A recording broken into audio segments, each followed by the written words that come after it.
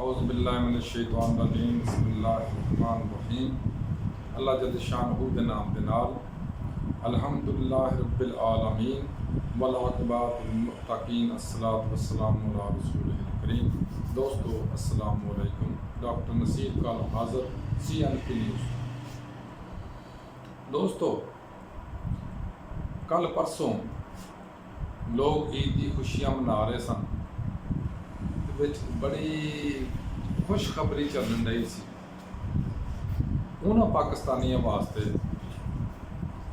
जिहड़े बहुत गरीब ने, जिन्हों के लंदन छोड़ो पाकिस्तान भी कोई प्रॉपर्टी नहीं की, जो गरीब तबका ना साडा, उन्होंने वास्ते बहुत अच्छी खुशखबरी चलन रही सी। वो मैं तुहाडे नाल शेयर भी कर लैनी, दोस्त गल भी कर लैने। खबर ये सी स्पीकर, डिप्टी स्पीकर, बाकी जनाब वो अपने चेयरमैन, वाइस चेयरमैन सैनट के बहुत गरीब लोग ने, बहुत माड़े लोग ने। उन्होंने लंदन छड्डो, दुबई छड्डो, तो पाकिस्तान भी कुछ नहीं गा बेचारे का। उन्होंने 600 गुणा, 6 गुणा यानी 600% तनख्वाह में इजाफा कर दिया। लेकिन बिल्कुल दूसरे पासे IMF ने इजाजत नहीं देनी कि गरीब और मतवस्त वाइट कॉलर लोग, सफेद पोश लोग जोड़े ईमानदारी की नौकरी कर रहे हैं, उन्हें तनख्वाह इजाफा कर दिता जाए। ये IMF ने नहीं देना।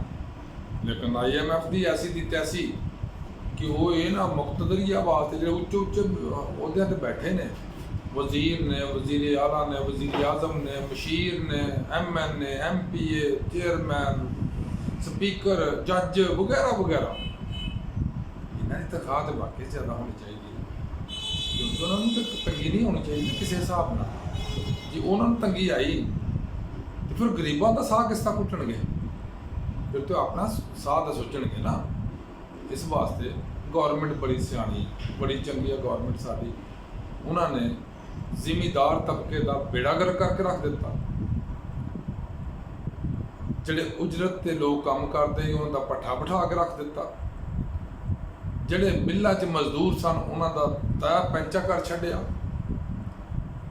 ते मगर आके जिहड़े गरीब लोग से असैम्बली च बैठे सन उन्होंने तनख्वाह वध गई। लेकिन ये नाल ही कुछ ऐसे छोटे छोटे मुलाजम महकमे जिहड़े लगे उन्होंने बाहर कढ़ दिता, साडे कोल पैसे नहीं है। पैसे कित्थों होण? तुसीं तमाशा देखो कि वो गरीब लोग जिहड़े ने, छोटे छोटे मुलाजम ने, ग्रेड 1, ग्रेड 2, ग्रेड 3, 4, 6, 7 तक, उन्होंने वास्ते पैसे नहीं है। लेकिन ये जिहड़े बब्बर शेर बैठे ने, इन्होंने वास्ते बड़े पैसे ने। वो माड़ियां वास्ते IMF भी इजाजत नहीं दिंदा, लेकिन तगड़िया वास्ते IMF झुक जाता आके।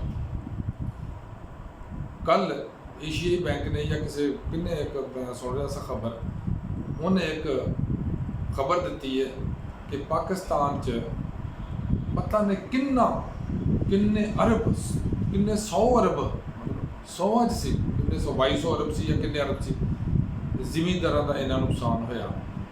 कणक, मकई, मूंजी और कमाद, बहुत बड़ी खबर, बहुत बड़ी, ये समझ लो कि ज़्यादती या बहुत बड़ी गुंडागर्दी आ कि गरीब किसान की खाद दिन दिन महंगी, तेल दिन दिन महंगा, बीज दिन दिन महंगे, और उन्होंने जी दवाइयाँ इस्तेमाल करनी वो दिन दिन महंगियाँ। लेकिन वो जी प्रोडक्शन आ कणक दिन दिन थले सस्ती, उस तो बाद मूंजी सस्ती को पुछने वाला ही नहीं, उस तो बाद कमाद वो ये जिन्हें हुकूमत बैठे ने, इन्हों दी मिल्लां ने शुगर दियाँ, वो खा पी जाते हैं, मुड़ के उन्होंने पल्ले कुछ नहीं पैन देते। उस तो बाद चले जाओ फिर उन्होंने प्रोडक्ट जोड़े बनते हैं जिमीदार दी चीज़ों के, मसलन चावल तो जोड़े बनते या शक्कर तो या अपने इन्हों के गंदम तो जो कुछ बनता है, तुसी वो देखो वो कीमत नहीं घटी। तुसी शुगर दे चीज़ां देख लो, शुगर जी सी वो 70 रुपए 60 रुपए जी महंगी सी इमरान दौर च, ਹੁਣ 190 रुपए ਜਿਹੜੀ ਉਹ ਸਸਤੀ ਆ। ਔਰ ਜਿਹੜੇ ਮਾਈਕ ਜਾ ਕੇ ਜਿਹੜੇ ਕਿਰਾਏ ਦੇ ਟੱਟੂ ਲੋਕਾਂ ਦੇ ਮੂੰਹ 'ਚ ਮਾਈਕ ਦੇ ਕੇ ਕਹਿੰਦੇ ਮਹਿੰਗਾਈ ਕਿੰਨੀ ਆ, ਹੁਣ ਉਹ ਜਾਂ ਤੇ ਮਰ ਗਏ ਨੇ ਜਾਂ ਸੌ ਗਏ ਨੇ, ਉਹਨਾਂ ਨੂੰ ਮਹਿੰਗਾਈ ਨਜ਼ਰ ਹੀ ਨਹੀਂ ਆਉਂਦੀ। ਸਾਡੀ ਹਕੂਮਤ ਪਿੱਟ ਰਹੀ ਹੈ ਦਿਨ ਦਿਨ ਕਿ ਮੁਲਕ 'ਚੋਂ ਗੁਰਬਤ ਖਤਮ ਹੋ ਗਈ ਆ।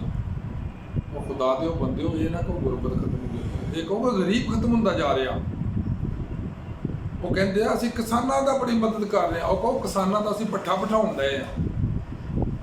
ਇਸ ਵਾਸਤੇ ਕਿਸਾਨ ਝੋਲੀਆਂ ਅੱਡ ਕੇ ਤੁਹਾਨੂੰ ਬਦਦੁਆਵਾਂ ਦਿੰਦੇ ਨੇ, ਲੇਕਿਨ ਸ਼ਾਇਦ ਕਿਸੇ ਦੀ ਬਦਦੁਆ 'ਚ ਵੀ ਅਸਰ ਨਹੀਂ ਹੈ। ਕਿਉਂ?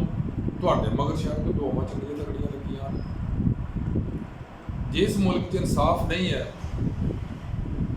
ਉੱਥੇ ਕੁਝ ਵੀ ਨਹੀਂ ਹੈ। ਔਰ ਮੇਰੇ ਪਿਆਰੇ ਮੁਲਕ 'ਚ ਜਿਸ ਤਰ੍ਹਾਂ ਦਾ ਇਨਸਾਫ ਆ ਉਹ ਸਾਰੀ ਦੁਨੀਆ ਦੇ ਸਾਹਮਣੇ ਹੈ। ਯਾਨੀ ਤੁਸੀਂ ਇਸ ਤੋਂ ਅੰਦਾਜ਼ਾ ਲਗਾ ਲਓ, ਹੁਣ ਬਜਟ ਆ ਰਿਹਾ ਨਾ, ਅੱਜ ਬਜਟ ਵਿੱਚ ਇਹਨਾਂ ਨੇ ਗਰੀਬ ਆਦਮੀ ਜਿਹੜਾ ਉਹ ਤੇ ਠੋਕ ਕੇ ਇਹਨਾਂ ਨੂੰ ਲਗਾ ਦੇਣਾ ਟੈਕਸ। ਜਿਨ੍ਹਾਂ ਦੀ ਤਨਖਾਹ ਥੋੜੀ ਸੀ ਉਹਨਾਂ ਉੱਤੇ ਟੈਕਸ ਠੋਕ ਦਿੱਤਾ, ਤੇ ਜਿਹੜੇ ਗੁਰਗੇ ਨੇ ਵੱਡੇ ਨੇ ਕਰੋੜਾਂ ਅਰਬਾਂ ਰੁਪਏ ਜਿਨ੍ਹਾਂ ਦਾ ਟੈਕਸ ਬਣਦਾ ਹੋਵੇ ਉਹਨਾਂ ਨਹੀਂ ਦੇਣਾ। ਕਿਉਂ? ਉਹ 'ਚ ਜਿਹੜੇ ਹੈ ਨੇ ਮਹਿਕਮੇ, ਉਹਨਾਂ ਨੇ ਪੈਸੇ ਪੂਸੇ ਲੈ ਕੇ ਉਹਨਾਂ ਨੂੰ ਪਰੇ ਕਰ ਛੱਡਣਾ। ਅਸੀਂ ਲੋਕ ਫਾਈਲਰ ਸਾਹਿਬ ਬਾਅਦ ਆਪਣਾ ਪੂਰਾ ਫਾਈਲ ਦਿੰਦੇ ਹਾਂ ਕਿ ਆ ਅਸੀਂ ਖਰੀਦਿਆ ਤੇ ਆ ਵੇਚਿਆ ਤੇ ਇੰਨੇ ਪੈਸੇ ਆਏ ਤੇ ਇੰਨੇ ਪੈਸੇ ਗਏ ਤੇ ਇੱਥੇ ਗਏ, ਲੇਕਿਨ ਉਹਨੂੰ ਜ਼ਰੂਰਤ ਹੀ ਨਹੀਂ ਦੇਣ।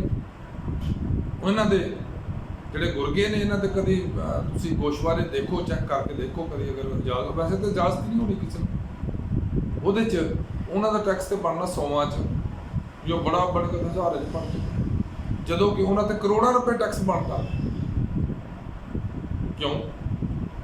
ਕਿਉਂ ਨਹੀਂ ਬਣਦਾ? ਇਸ ਵਾਸਤੇ ਗਰੀਬ ਲੋਕ ਨੇ ਵਿਚਾਰੇ ਜਿਹੜੇ ਅਸੈਂਬਲੀ 'ਚ ਪਹੁੰਚ ਜਾਂਦੇ ਨੇ, ਉਹ ਗਰੀਬ ਹੋ ਜਾਂਦੇ ਨੇ। ਕੌਮ ਦੀ ਖਿਦਮਤ ਕਰ ਕਰਕੇ ਉਹਨਾਂ ਦੇ ਪੱਲੇ ਕੱਖ ਨਹੀਂ ਰਹਿ ਜਾਂਦਾ ਵਿਚਾਰੇ, ਕਿਉਂਕਿ ਸੜਕਾਂ ਦੇ ਜਿਹੜੇ ਕਮਿਸ਼ਨ ਹੁੰਦੇ ਆ ਉਹ ਉਹਨਾਂ ਦਾ ਕੁਝ ਨਹੀਂ ਬਣਦਾ। ਇਹ ਜਿਹੜੇ ਠੇਕੇਦਾਰ ਅੱਗੇ ਪਾਲੇ ਨੇ ਇਹਨਾਂ ਦਾ ਕੁਝ ਨਹੀਂ ਬਣਦਾ।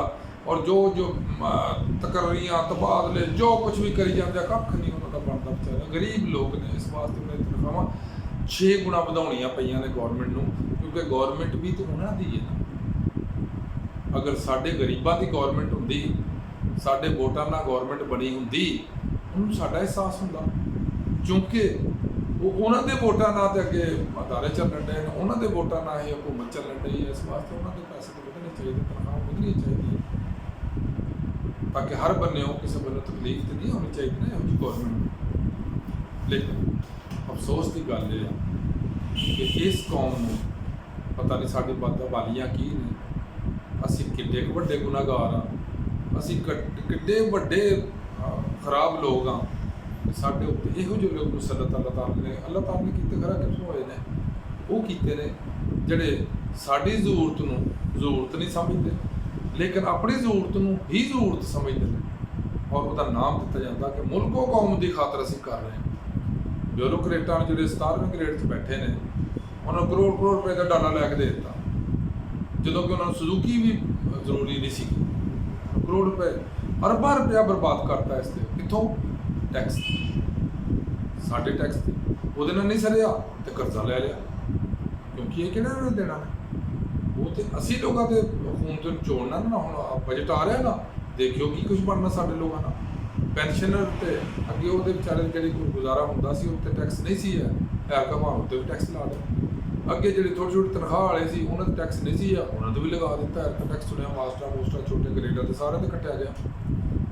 ਜਿਸ ਮੁਲਕ 'ਚ ਇਨਸਾਫ ਨਹੀਂ ਹੈ, ਉਸ ਮੁਲਕ 'ਚ ਤਰੱਕੀ ਇਸ ਤਰ੍ਹਾਂ ਦੀ ਹੋਣੀ ਜਿੱਥੇ ਸਾਡੇ ਹੋ ਰਹੀ ਹੈ। ਮੈਂ ਕੱਲ੍ਹ ਜਿਹੜਾ ਕੀਤਾ ਸੀ ਵਲੌਗ, ਉੱਚ ਮੈਂ ਦੱਸਣ ਡਿਆ ਸਾਂ, ਕੈਪਟਨ ਇਬਰਾਹੀਮ ਦੀ ਗੱਲ ਕਰ ਰਿਹਾ ਸਾਂ, ਬੁਰਕਿਨਾ ਫਾਸੋ ਦੇ ਸਦਰ ਦੇ।